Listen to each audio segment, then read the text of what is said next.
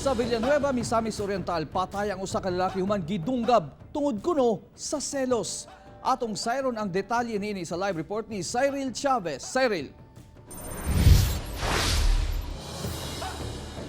Yasrial mismong adlaw sa bag-ong tuig namatay ang maong lalaki human nga giluba sa iyahang karibal sa gugma.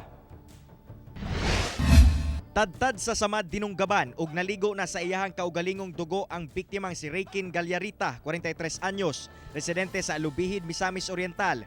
Human nga giluba siya sa iyang karibal sa gugma nga si Adonis Hamero, 55 anyos, taga Consolacion Village, Cagayan de Oro City.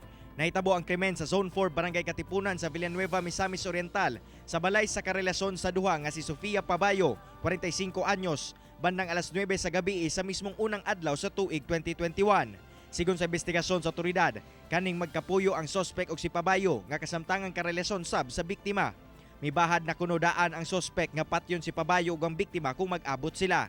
Sa investigasyon, miagi kuno ang sospek sa bintana sa balay ni Pabayo. Nagkarambola pa sila sa biktima hangtod nadunggaban niya ang biktima sa makadaghang higayon. Niagi pa to og negotiation kay nilip man mo surrender pa ang tao.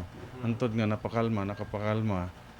Nagpasalamat yapon kung nga nagpa-implement yapon atong kapulisan sa maximum tolerance.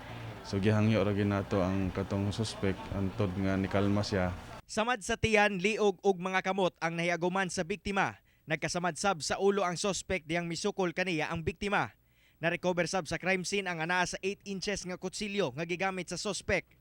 Gisulayan sa GMA Regional TV 1 Mindanao ug kuha ang pahayag sa suspect apan mipalibad kini nga moatubang sa kamera. Target niya to babae, ang babae gyud kay naa sila former na relasyon adto. So nakita niya nga naiuban nga lain nga nasa sulod. Posible nga tungod sa kasuko nahinaykan ang biktima. Real kasong murder ang gipasaka sa otoridad batok sa suspect ilabi pa nga na-establish nila nga aduna kini intent to kill sa biktima. Sanglit aduna na kini mga bahad nga gibuy-an ngadto sa biktima una pa man nahitabo ang insidente. Real. Okay, daghang salamat Cyril Chavez.